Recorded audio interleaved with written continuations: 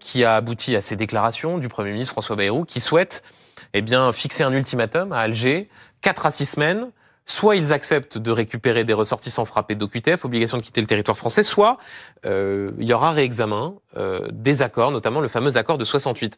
Je vous entends souvent, Michel Onfray, vous êtes très sévère avec le pouvoir actuel, expliquer qu'au fond, il y a une forme d'impuissance des pouvoirs publics, une forme de laxisme généralisé. Là, c'est pas le cas. Là, le pouvoir montre ses muscles face à Alger. Ah, il montre ses muscles, ça oui. Mais il ne s'agit pas de montrer ses muscles, il s'agit d'envoyer des coups. Donc c'est bien de faire le kéké là en disant si ça continue, ça va continuer. Et si ça continue, ça va pas le faire. Ah bah quand on dit 4 à 6 semaines avant de prendre des décisions... Non, c'est comme ça, c'est ainsi. Pensez que Trump il va donner des coups de fil en demandant si les gens sont d'accord pour négocier. Il impose, il dit c'est ainsi. Donc avec un régime comme celui-ci, avec des gens comme ça, qui fonctionnent comme ça, on ne dit pas qu'on fait des réunions, on ne dit pas qu'à l'issue des réunions, on a décidé qu'on allait dire ça, on ne dit pas qu'on allait demander l'autorisation à l'Algérie de savoir si elle allait donner son accord pour que, etc. C'est pas ce qui est fait, Michel Onfray. Là, François Bayrou, il dit... pendant 4 à 6 semaines, on va soumettre la liste de ceux de ressortissants que vous devriez accueillir. Et si ce n'est pas le cas, on remettra en cause des accords de 68 qui sont effectivement favorables aux Algériens. Non, il y a eu assez de choses qui ont été dites et qui ont été faites, ne serait-ce que d'ailleurs la présence de Boualem Sansal en prison, ça devrait suffire. C'est-à-dire qu'il faudrait récuser tout de suite ces accords. Des Boualem Sansal en prison, en disant on ne tolère pas qu'un citoyen franco-algérien puisse être coupable de penser, d'écrire et de réfléchir, et moyennant quoi, voici notre ultimatum. Cette façon de dire il y aura un ultimatum, nous allons vous dire que, etc. Vous voyez Emmanuel Macron qui dit oh mais je dirais à Donald, Donald ceci, Donald cela, etc.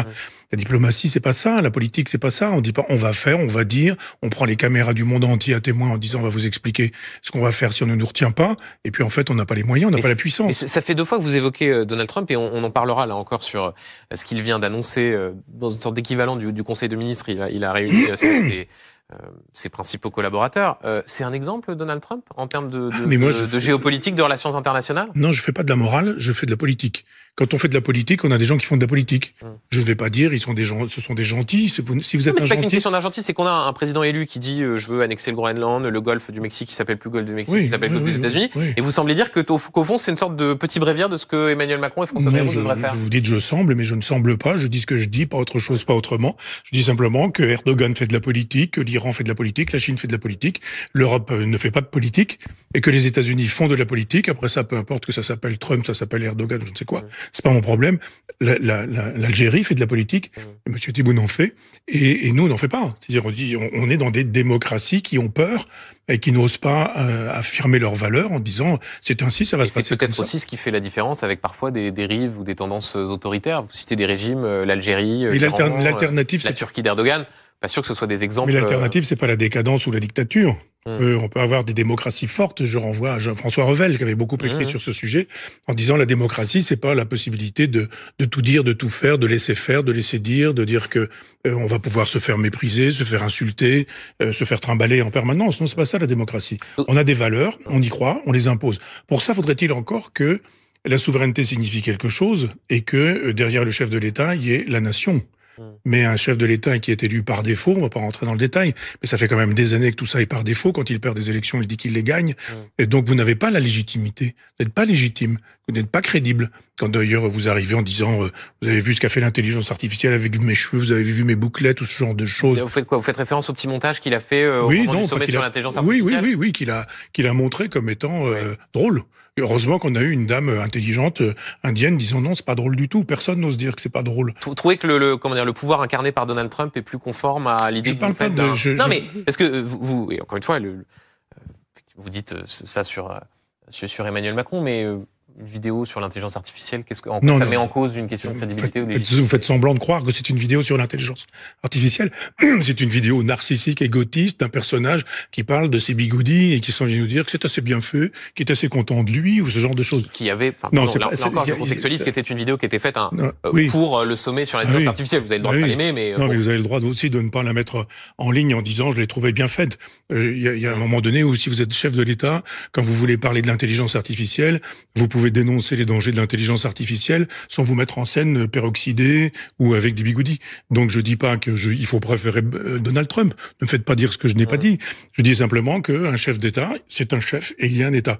Là, il n'y a pas d'État, il n'y a pas de chef, ça ne cheffe pas. Ça dit, ça parle, ça raconte, ça fait des débats, ça fait des rencontres. À l'issue des rencontres, il y a 50 journalistes pour dire qu'on va faire savoir, que ça ne va pas durer, qu'on va faire une proposition. Moi, je peux vous le dire dès à présent ce que l'Algérie va répondre. Ah bon? Bah, évidemment. Et alors? On sait que l'Algérie va dire « Oh oui, vous nous avez fait peur avec votre rencontre. » Bien sûr qu'on accepte, bien sûr qu'ils vont refuser.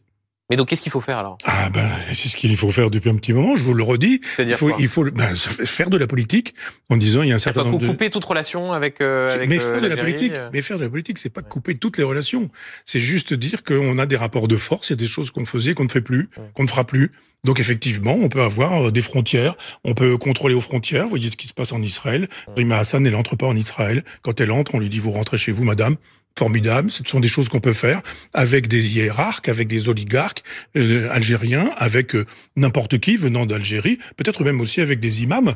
Là, on dit il n'y a aucun problème, il y a des imams récitateurs c'est ce qu'on évoquait tout à l'heure, qui viennent à qui on va faciliter l'entrée en disant il n'y a pas de problème, continue à circuler. Pendant qu'on fait les malins en disant attention, si ça dure comme ça, dans 6 semaines, ça va mal se passer, on continue à faire comme si rien n'avait eu lieu. Boualem Sansal est toujours en prison. Il est toujours en prison. On ne peut pas laisser faire. Ça a été la même chose avec les otages franco-israéliens. On a laissé dire, on a laissé faire. On n'a pas... C'est-à-dire on a laissé faire. Parce que là, pour le coup, je vois pas bien la comparaison. Pensez pas que Boualem Sansal soit un otage? Bien sûr que si. Bon. Il est otage, effectivement, de la dictature algérienne. Les autres étaient des otages du Hamas, et là, ils sont otages de la dictature algérienne. Les pouvoirs publics aient laissé faire...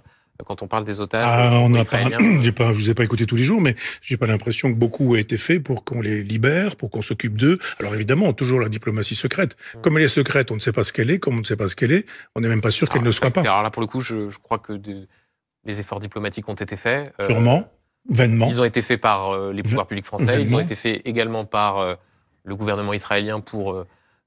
permettre la libération des otages. Je ne dis pas qu'Israël n'a rien fait. Israéliens. Donc, sur la comparaison avec Boualem Sansal, je vois pas bien la comparaison. Rien n'est fait par la France parce que la France ne pèse plus, parce que la voix de la France ne compte plus. Parce que vous avez effectivement des gens dont on se dit effectivement s'ils parlent quelque chose va être dit, c'est ce qu'on appelle du performatif. Vous dites et ça a lieu, je vous déclare mari et femme, ça c'est du performatif. Là vous dites nous allons faire ceci, ça va être fait. Là on ne dit pas si jamais l'Algérie ne nous permet pas de faire ce qu'on aimerait qu'elle puisse faire, alors on va envisager la possibilité d'une... Non, c'est pas faire de la politique ça, c'est dire qu'éventuellement on pourrait en faire. Sur la situation internationale toujours, et ce que vous dites résonne avec la séquence internationale que l'on a vécue. On a vu lundi Emmanuel Macron dans le bureau ovale sembler obtenir quelques évolutions de la part du président Trump. Et c'est vrai que là, ce que vient de dire Donald Trump semble en quelque sorte commencer à doucher quelques ambitions françaises, puisque Donald Trump dit que les produits européens seront taxés à hauteur de 25%.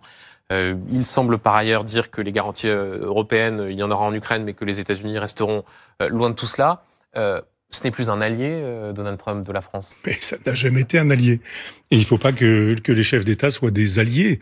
Les chefs d'État, ils doivent défendre des intérêts nationaux, du peuple qui les a posés là où ils sont. La souveraineté, c'est ça. Le souverainisme, c'est ça. Je suis toujours étonné qu'on déteste autant le souverainisme, sauf à détester le peuple. Mais le peuple décide d'un homme qui, lui, décide pour un pays. C'est ça. La politique, c'est aussi simple que ça. Il ne faut pas croire que Emmanuel Macron, parce qu'il est reçu dans le bureau de Donald Trump, va être écouté et entendu et cru, qui plus est. Pas du tout. À un moment donné, il dit « Ah, c'est un petit malin », nous dit Trump en parlant de notre chef d'État, en disant « Mais finalement, moi, je parle pas français, il a dit des choses, il a menti. » Le lendemain, quand j'ai vu dans la presse, j'ai aperçu que c'était pas du tout ce qu'on s'était dit la veille au soir. Et tout le monde a présenté ça comme une espèce de triomphe. La preuve, il avait osé poser la main sur la cuisse de Donald Trump. Le fait est, Michel Onfray, que Emmanuel Macron était le premier... en tout cas, un leader européen reçu avant le Premier ministre britannique qui sera demain à la Maison Blanche. Non, mais parce que encore vous dites, vous dites, c'est en train vous-même de dire que les droits de douane sont de 25%. Donc il a été reçu. Oui, mais ce qui est intéressant, Michel Onfray, juste pour amuser la c'est vous dites, je suis étonné que des gens qui plaident pour la souveraineté reprochent à d'autres de faire la même chose. Mais là encore, moi, vous êtes patriote, vous chantez les louanges de la France, de la façon dont elle devrait parler au monde et dont, selon vous, elle ne parle plus au monde. C'est un problème d'avoir un pays comme les États-Unis qui est censé être un allié depuis longtemps, qui prend des mesures aussi hostiles vis-à-vis de l'Europe et qui, par ailleurs, on parle des produits taxés, il y a aussi la question de la position des États-Unis sur la guerre en Ukraine, et qui peut prendre des mesures qui pourraient aboutir à ce que l'Ukraine soit la grande perdante et qu'une paix soit conclue sur le dos de l'Ukraine. Ça, c'est un problème quand même. Mais évidemment, mais ils font de la politique. On n'en fait plus, c'est tout. Voilà le problème. C'est-à-dire que vous êtes dans une espèce de marigot, vous dites il faut être gentil, il faut être bon, il faut que tout le monde s'aime, il faut, etc., etc. Vous parlez de démocratie, vous parlez de république, vous en moquez complètement d'ailleurs de la démocratie, vous fermez des chaînes, vous insultez des gens, vous interdisez des gens sur le service public, mais en même temps, vous donnez des leçons de démocratie. Attendez, alors là, on mélange... Non, mais vous allez encore dire que je mélange tout, mais non, non, mais un peu pas la du même tout, mais chose. c'est que je vous interroge sur comment dire, la guerre en Ukraine et la façon dont les États-Unis risquent de prendre un certain nombre de décisions dont l'Ukraine pâtirait, et vous me répondez, on décide de fermer une chaîne. Je suis en train de vous répondre. Si effectivement, dans ma réponse, vous prélevez quelque chose en disant que ça n'a rien à voir, c'est votre affaire si vous n'auriez pas le rapport. Moi, je vois simplement qu'on ne va pas donner des leçons de démocratie quand on aurait soi-même à en prendre. Donc je dis simplement que oui, Trump fait son métier de chef de l'État. Et oui, d'autres le font. Poutine le fait aussi, etc. Je dis simplement, parlons de l'Ukraine si vous le souhaitez. Moi, j'ai dit dès le départ que cette guerre avait été voulue. On m'a dit, mais qu'est-ce que vous avez voulu dire dans ce genre de choses? Qu'on nous a dit d'un seul coup, les caméras s'installent, donc la guerre commence. Ça faisait 10 ans qu'elle existait déjà, cette guerre. Elle est à l'initiative de qui, la guerre? Ah, mais elle était à l'initiative d'un comportement d'un certain nombre d'individus, notamment les Européens. Ah, c'est les Européens, c'est pas la Russie qui... Si je peux finir une phrase avant que vous me jugiez. Je juge pas. Si. Je vous arrête dans votre jugement, juste pour vous dire que vous me posez une question, vous ne me permettez pas de répondre et vous êtes déjà en train de juger la réponse que je n'ai pas faite. Donc je réponds à votre question en disant que oui, il y a eu un ensemble de choses, notamment ce que l'Europe a souhaité faire avec les pays de l'Est, notamment ce que Poutine a voulu faire, notamment ce que des individus qui ne sont plus au pouvoir comme Monsieur Hollande ou comme Madame Merkel, vous allez encore me dire que ça n'a rien à voir. Non, pas du tout, c'était ceux qui ont signé les accords de Minsk. Eh bien voilà, qui n'ont pas été respectés. Vous vous souvenez de ça? Vous avez raison, mais, donc nous avons... je réponds à votre question. Mais c'est bien nous avons oui, pour quelle raison? Si vous voulez bien juste comprendre pourquoi les choses ont lieu plutôt que de dire c'est pas bien, c'est pas gentil. C'est pas une question de bien ou gentil. Mais je vous le concède, c'est pas bien de faire la guerre. C'est pas bien, c'est pas bien. Non, il n'y a pas de confusion, il n'y a pas de confusion. Il y a juste l'impossibilité pour moi de finir une phrase qui fait que ça devient problématique de pouvoir être jugé sur ce que je n'ai même pas eu le temps d'exprimer. Je vous dis simplement que l'Europe a voulu que l'Ukraine devienne européenne, c'est-à-dire maastrichtienne. Poutine a dit je ne le souhaite pas. Donc il y a un moment donné où il y a eu des accords, ces accords n'ont pas été respectés. Poutine a dit si vous continuez, ça va se régler de manière militaire. L'Europe a dit ça n'aura évidemment pas lieu. Tout le monde a dit sur ces plateaux, y compris le vôtre, que bien sûr ça n'aurait pas lieu. Vous aviez des images satellitaires où vous aviez la totalité des convois militaires qui arrivaient vers l'Ukraine et on disait ça n'aura pas lieu. Comme actuellement d'ailleurs les mêmes qui nous ont dit qu'il y aurait pas de paix sont obligés de dire qu'il y a une paix, etc. Donc je dis simplement que si on fait de la géopolitique, si on fait de la géostratégie et pas de la morale moralisatrice et pas de l'idéologie maastrichtienne pour nous expliquer qu'il y a des bons, il y a des méchants. Et que nous avons un chef d'État qui fait partie du camp du bien. Mais entre l'Ukraine et la Russie, il y a un agresseur et un agressé. Entre l'Ukraine et la Russie, il y a un agresseur et un agressé. C'est bien évident. Ah oui. Ne me faites pas dire ce que je n'ai pas dit. J'ai dit très précisément que je n'étais pas pour des solutions bellicistes et belliqueuses. Que je fais mon travail de philosophe en vous disant pourquoi est-ce que ça a eu lieu? Ça a eu lieu dans quelles circonstances et dans quelles occasions? On pourrait remonter très en amont avec la chute de l'Empire soviétique. On pourrait remonter à l'époque où Poutine propose une alliance avec l'Europe de l'Ouest, où l'Europe de l'Ouest lui dit allez vous faire voir. Ou à ce moment-là, lui s'en va voir du côté de l'Asie pour faire une Eurasie. Donc ces gens font de la politique. Nous, on n'en fait pas en pensant que tout le monde est gentil et que finalement, on est tellement aimable, puisqu'on est l'Europe. Poutine, il va dire oui tout de suite, il va venir, etc. Non, nous avons affaire à des fauves et à des gens qui font leur métier de fauve. Si on n'a pas de fauve au pouvoir, juste des gens dont je vous disais tout à l'heure qu'ils prenaient plaisir à eux-mêmes et qui étaient dans des logiques narcissiques, ça fait rire tout le monde. Il n'est pas crédible, Macron. Et quelqu'un trouve grâce à vos yeux sur sur le plan politique en France ou pas? Quelqu'un qui effectivement écouterait les électeurs, quelqu'un qui s'occuperait du référendum, quelqu'un qui dirait j'ai perdu les élections quand il les a perdues et qui dirait j'en tire les conséquences et je m'en vais. Pour l'instant, non. Le personnel politique, ça n'a pas été Giscard, ça n'a pas été Mitterrand, ça n'a pas été tous ces gens qui ont accepté, et Chirac non plus, qui ont accepté la cohabitation. Le dernier en date qui dit le peuple m'a posé là, le peuple ne veut plus de moi, je m'en vais, c'était Général de Gaulle. Depuis, il n'y en a pas eu. Et c'est effectivement celui qui trouve grâce à vos yeux. Juste avant de parler de votre livre, un mot encore, Michel Onfray, et là encore je m'adresse aux philosophes, et à la notion de liberté d'expression, puisque je vous ai entendu vous féliciter du discours qu'avait tenu le vice-président américain J.D. Vance à Munich. Dans ce discours, il faisait la leçon aux Européens sur la question de la liberté d'expression, sur la question de l'immigration. Quand on est un couple exécutif, si j'ose dire, vice-président, président, qui est soutenu par Elon Musk, qui manipule les algorithmes sur son réseau social, qui décide, on l'a appris hier, qui désormais pourra, comme journaliste, suivre le président à la Maison-Blanche ou pas. Est-ce qu'on est vraiment le mieux placé pour donner des leçons aux Européens sur la liberté d'expression? J'ai pas la mémoire des chiffres, mais je pense que nous avons reculé, nous, dans le classement international, la France, depuis des années. Donc on a du mal à donner des leçons en disant, regardez comment il se comporte, il manipule les algorithmes. Pensez que nous, on manipule pas les algorithmes. Pensez pas qui manipule les algorithmes? Ceux qui ont intérêt à ce que ce soit manipulé. À chaque fois, il est propriétaire de X, oui. À chaque fois que, d'ailleurs, vous avez bien vu qui est propriétaire de la presse en France, à part un ou deux titres, tout le monde pense à peu près la même chose. Au bout du compte, c'est quand même fort étonnant que des journaux de droite, des journaux de gauche, l'Humanité, le Figaro, Libération, qui représentent théoriquement la liberté d'expression. Vous avez la possibilité d'un éventail d'une presse qui est largement subventionnée. C'est quand même bizarre, au bout du compte. Quand on est au fin fond de l'entonnoir, on nous invite toujours à voter pour le même candidat. Ah bon? Vous avez le sentiment que Libération et le Figaro appellent à voter pour la même personne? Vous n'avez pas souvenir que tout le monde a appelé à voter Macron? Vous n'avez pas souvenir de ça? Pas dans les mêmes termes. Ah, pas dans les mêmes termes, mais dans la réalité. Les uns disent c'est un candidat formidable, d'autres disent on ne vote pas pour lui mais on vote contre lui, on vote contre ceux qui sont en face. Vous trouvez vraiment que la liberté d'expression elle est remise en cause en France aujourd'hui? Vous trouvez que la liberté d'expression, qu'il vaut mieux être aux États-Unis qu'en France aujourd'hui? Je n'ai évidemment pas dit ça, je dis juste que vous avez l'impression que nous sommes dans un régime de liberté d'expression, ce qui est faux. Vous avez aujourd'hui des choses qui peuvent être dites, d'autres qui ne peuvent pas être dites, des gens qui ont accès au service public, des gens qui n'ont pas accès au service public, des gens qui sont interdits de conférences publiques et qu'on n'interdit pas eux, qu'on ne poursuit pas eux, etc., etc. Mais je rêve d'imaginer que vous puissiez penser que les quelques milliardaires qui détiennent la presse puissent aujourd'hui ne les détenir que par amour. Je crois pas que vous tenez ce discours. Je crois pas que vous soyez particulièrement tricard dans les médias. Or, les médias où vous intervenez sont effectivement... Je vous parle du service public. Oui. Je parle du service public dans lequel on peut être interdit. Et c'est quand même formidable. Vous êtes interdit de service public? Ah ben oui, ça fait des années que je ne vais plus à France Inter, des années que je ne vais plus à France Culture. Pensez qu'on est dans un pays de liberté d'expression quand on interdit quelqu'un d'expression? Enfin, en tout cas, je crois pas. Moi, je vous le dis. Je vous donne factuellement. Vous soyez privé de tribune. Juste, je rebondis tout à l'heure. Non, je dis pas privé de tribune. Je dis sur le service public quand il est question de politique. Ah, on a pu me demander à France Inter d'aller parler des huîtres normandes. Là, il y a aucun problème. Je fais pas de politique. Donc, on pourra dire que en 8 ans, effectivement, on m'a entendu parler 3 fois. Mais un mot encore, Michel Onfray, puisque vous avez tout à l'heure cité la fermeture d'une chaîne, dans le cas d'espèce la chaîne C8. Est-ce qu'il s'agit vraiment de liberté d'expression? Puisque là encore, on peut regretter que les 400 salariés se retrouvent au chômage. On peut être opposé par principe au fait qu'une chaîne soit fermée.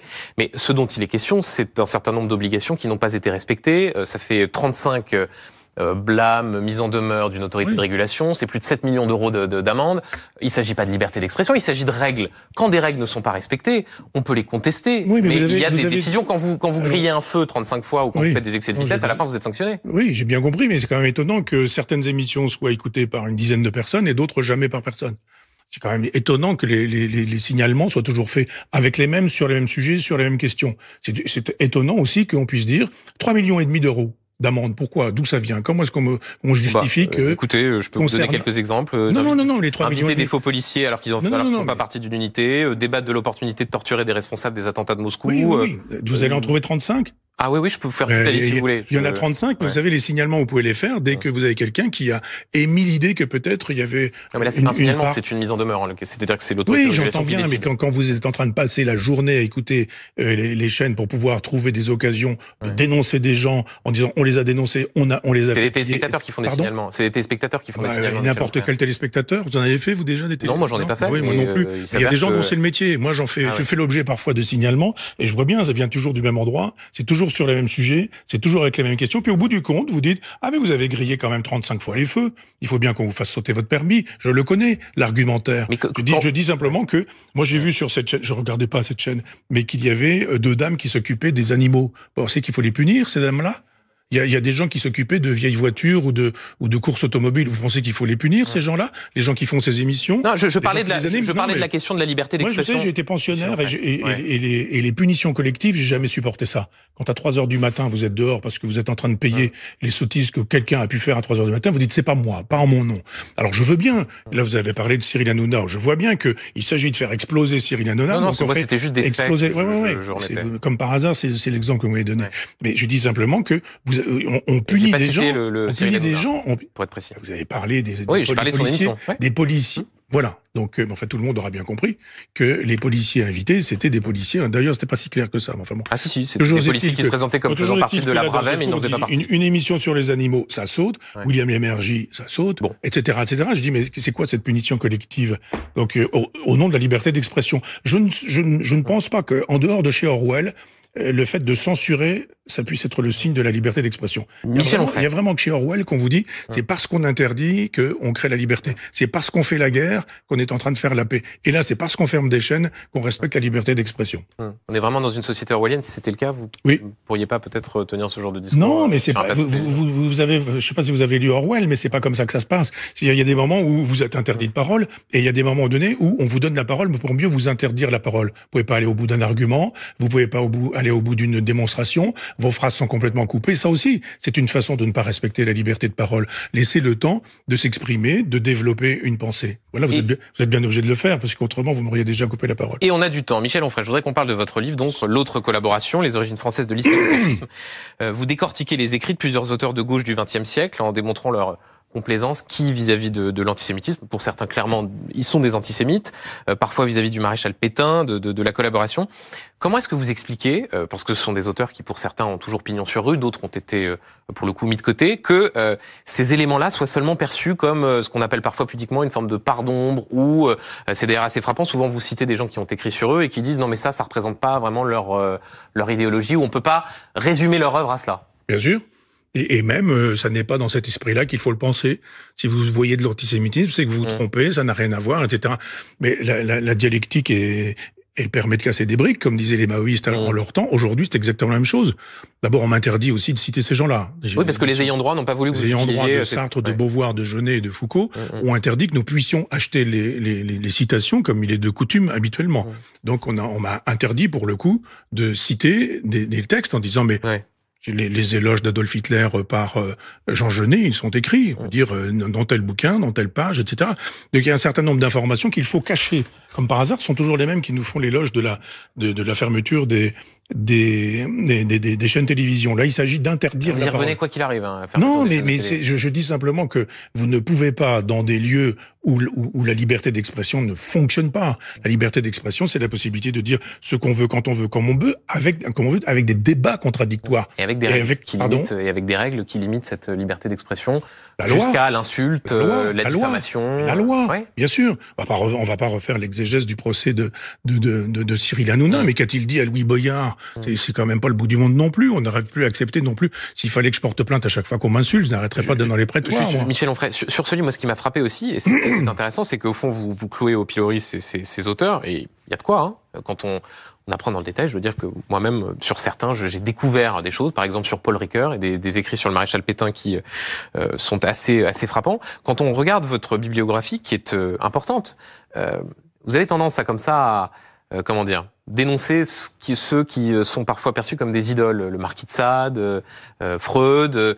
Est-ce que ça, c'est une sorte de ligne directrice chez vous, de vouloir, je sais pas si on peut dire, démythifier, déboulonner des statues C'est une partie de mon travail. Oui, il y a une démystification qui est faite sur les grands mythes qui sont divers et multiples. Mais j'ai fait 12 volumes d'une contre-histoire de la philosophie où je fais l'éloge d'une cinquantaine de philosophes. On n'en parle pas. Et d'ailleurs, Camus, Malraux sont aussi, comment dire, vous leur tressez les louanges dans le livre en disant que eux, pour le coup, ne sont pas, sont pas compromis. Bien sûr. J'ai écrit une dizaine de recueils de poésie. On n'en parle jamais. J'ai fait un livre récemment aux éditions Bouquins sur une esthétique du voyage où il y a une quinzaine de mes livres qui sont consacrés à des voyages. On n'en parle pas. C'est-à-dire qu'effectivement, si vous allez chercher les endroits où j'ai touché aux idoles, à Freud, à Sade, etc. Oui, évidemment. C'est souvent les livres qui ont suscité le plus de polémiques et de débats. Au sens positif du terme, d'ailleurs. Mais vous n'avez pas invité pour mon livre sur les voyages, vous m'invitez pour celui-ci. Et je vous le reproche pas. Je dis que, par exemple, sur la totalité de mes récits, de mes poèmes, je n'ai jamais été invité une seule fois. Sur tous les textes que j'ai pu écrire sur les artistes, j'ai fait aussi un autre volume dans la collection Bouquins à la Fond. J'ai fait une quinzaine de livres sur des artistes dont la plupart sont vivants, sont des contemporains. J'ai fait des éloges de Garousse. Enfin, certains sont décédés, hélas, depuis que j'ai écrit ces textes, mais on n'en parle jamais non plus. Donc si vous voulez dire, regardez, il est toujours dans la polémique, il est toujours dans l'agressivité, il est toujours négatif. J'ai pas dit agressivité, j'ai dit... à vous, hein. Il est toujours contre, vous pouvez, pardonnez-moi si vous pensez que c'est à vous que je songe, mais je veux dire, de manière générale, ne m'invitez que pour ça. Michel Onfray, philosophe français connu pour ses prises de position tranchées, est venu dans l'émission Tout le monde veut savoir pour parler de son dernier livre, L'autre collaboration. Dans cet ouvrage, il met en lumière l'antisémitisme de certains penseurs de gauche du XXe siècle. Il estime que des figures intellectuelles souvent respectées ont tenu des discours haineux à l'égard des Juifs, et il veut que cette réalité soit reconnue.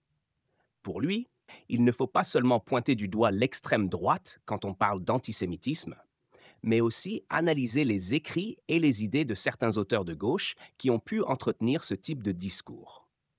Cette approche fait débat, car elle remet en question une image souvent positive de ces philosophes.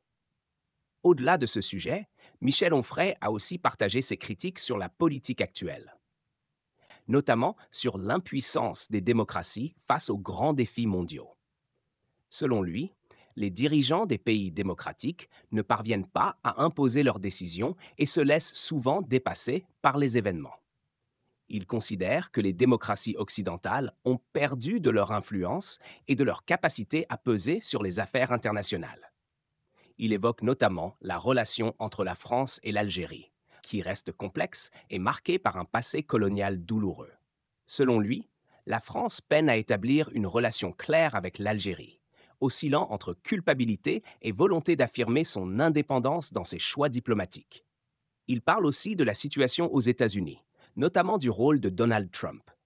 Il analyse la façon dont Trump a bouleversé la politique américaine et comment il continue d'influencer le débat, même après avoir quitté la présidence. Onfray pense que Trump représente un contre-modèle par rapport aux élites traditionnelles, ce qui explique sa popularité auprès d'une partie de la population américaine. Il estime que beaucoup de citoyens se méfient des institutions classiques et préfèrent soutenir un leader qui se présente comme un outsider. Concernant la guerre en Ukraine, Michel Onfray critique la manière dont les pays occidentaux gèrent la situation. Il pense que la diplomatie est inefficace et que les sanctions contre la Russie n'ont pas eu l'effet escompté. Selon lui, les dirigeants européens sont pris entre leur volonté d'aider l'Ukraine et leur incapacité à réellement influencer le cours du conflit. Il considère que l'Europe n'a pas les moyens militaires et stratégiques pour peser face à des puissances comme la Russie ou les États-Unis. À travers cette interview, Michel Onfray met donc en avant sa vision pessimiste de la politique actuelle. Il dénonce un manque de courage et de clarté dans les décisions des gouvernements démocratiques. Il invite à regarder l'histoire avec plus d'objectivité, en pointant les incohérences et les zones d'ombre du passé, y compris chez les figures intellectuelles de gauche. Ces propos suscitent souvent des réactions vives, car ils remettent en question des idées largement acceptées. Mais pour lui, c'est en confrontant ces sujets sensibles qu'on peut espérer mieux comprendre le monde d'aujourd'hui.